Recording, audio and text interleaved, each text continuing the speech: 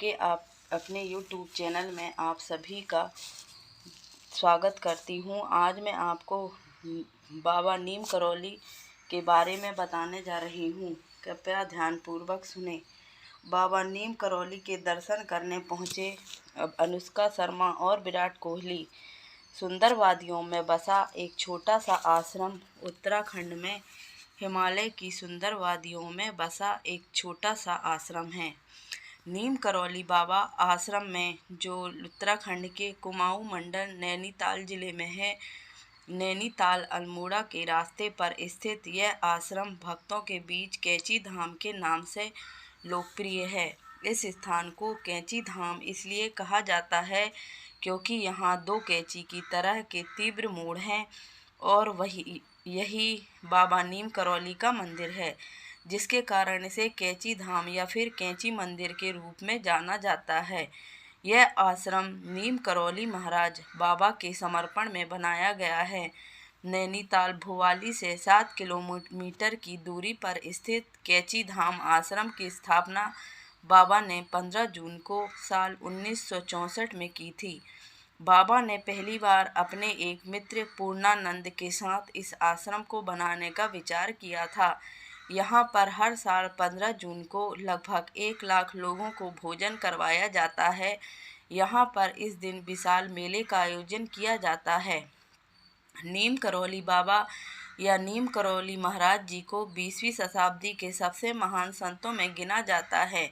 इनका जन्म 1900 ईस्वी के आसपास अकबरपुर जिला फिरोजाबाद उत्तर प्रदेश में हुआ था। बाबा का वास्तविक नाम लक्ष्मी नारायण शर्मा था। महाराज जी इस युग के भारतीय दिव्य पुरुषों में से एक माने जाते हैं। इनके पिता का नाम दुर्गा प्रसाद शर्मा था। इनकी प्रारंभिक शिक्षा अकबरपुर में हुई थी। मात्र 11 वर्ष की छोटी सी उम्र में इनकी शादी हो गई थी, लेकिन शादी के बाद ही इन्होंने अपना घर छोड़ साधुओं की भांति विचरण करना शुरू कर दिया था। कुछ समय के लिए बाबा गुजरात के बवनिया तपस्या करने भी चलाए गए थे। पिता के वापस बुलाए जाने के बाद वह अपने गृहस्थ जीवन में वापस आ गए थे।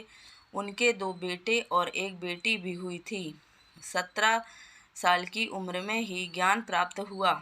ऐसा माना जाता है कि बाबा को 17 साल की आयु में ही ज्ञान प्राप्त हो गया था, जिस कारण उनका चित्त गृहस्थी में नहीं लगा और वह घर गृहस्थी को त्याग कर बाबा बनकर विचरण करने लगे।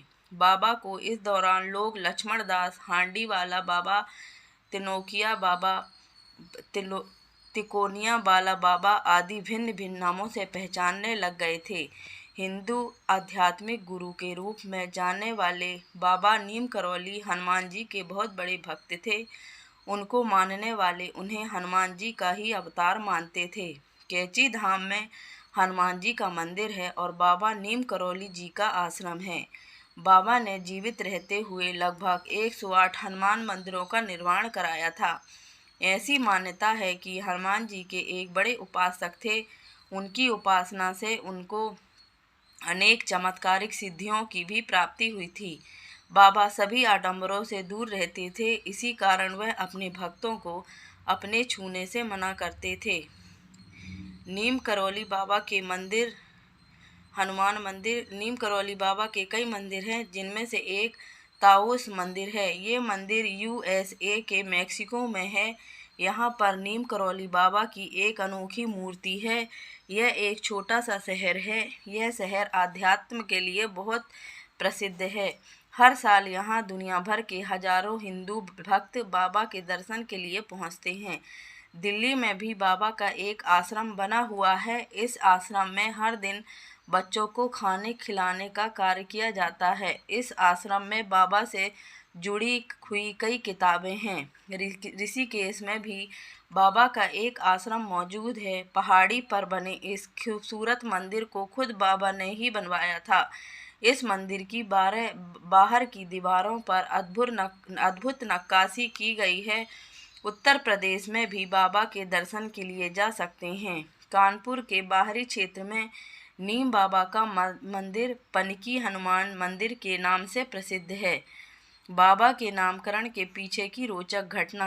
क्या आपको पता है कि आखिर बाबा का नाम करौली कैसे पड़ा, इसके पीछे भी एक रोचक घटना है। अंग्रेज़ों के समय की बात है, जब एक बार बाबा ट्रेन के प्रथम श्रेणी में यात्रा कर रहे थे। टिकट निरीक्षक उनके पास टिकट के लिए विषय में पूछने आया, लेकिन बाबा के पास ट्रेन का टिकट नहीं था। टिकट निरीक्षक ने बाबा को थोड़ी देर बाद आने वाले एक छोटे से गांव नीम करौली के पास ट्रेन से उतरने को कहा। बाबा का क्या था, वह चुपचाप बस ट्रेन के कुछ दूरी पर चिमटा गाड़ के शांत होकर बैठ गए। बाबा के उतरने के बाद जब ट्रेन को दोबारा चलाने का प्रयास किया गया तो ट्रेन अपने स्थान से 1 इंच भी आगे नहीं बढ़ी। यह देखकर ट्रेन के सभी कर्मचारी हैरान हो गए। उस ट्रेन के यात्रियों में से एक मजिस्ट्रेट था जो बाबा के विषय में जानता था। उसने ट्रेन के कर्मचारियों से बाबा से क्षमा मांगने और सम्मानपूर्वक ट्रेन में वापस बिठाने को कहा। टिकट निरीक्षक ने बाबा से क्षमा मांगी और उन्हें ट्रेन में आकर बैठने को कहा। बाबा बोले, ठीक है, मैं आ जाता हूँ। बाबा के ट्रेन में बैठते ही ट्रेन तुरंत चल पड़ी। इस घटना के होने के बाद से ही इस छोटे से गांव पर बाबा का नाम नीम करौली बाबा पड़ गया। बुलेट प्रूफ कंबल की कहानी। इस दौरान बाबा के लाखों भक्त थे। उनमें से एक बुजुर्ग दंपत्ति उनके भक्त थे। ये फतेहगढ़ नामक स्थान पर रहते थे। एक दिन बाबा उनके घर आ पहुँचे और रात वहीं रुकने को कहते हैं। बुजुर्ग दंपत्ति ये सुनकर बहुत खुश हो जाते हैं। बाबा भोजन करके एक कंबल ओढ़कर चारपाई पर सो जाते हैं, लेकिन सारी रात वह बुजुर्ग दंपत्ति सो नहीं पाता, क्योंकि बाबा रात भर कंबल के अंदर कराहते रहते हैं।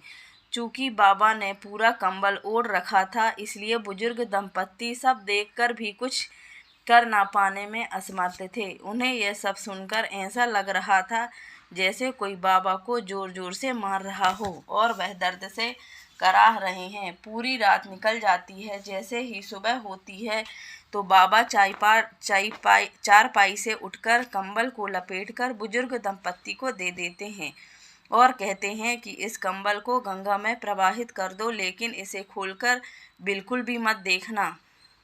कंबल में क्या था? दंपत्ति बाबा की आज्ञा का पालन करते हुए ऐसा ही करते हैं, लेकिन जब दंपत्ति कंबल को लेकर गंगा जी की ओर जा रहे होते हैं तो उनको कंबल में कुछ लोहे के समान जैसा प्रतीत होता है, जिससे उन्हें आश्चर्य होता है। लेकिन वह बाबा की आज्ञा का पालन करते हैं और चादर को पानी में प्रवाहित कर देते हैं।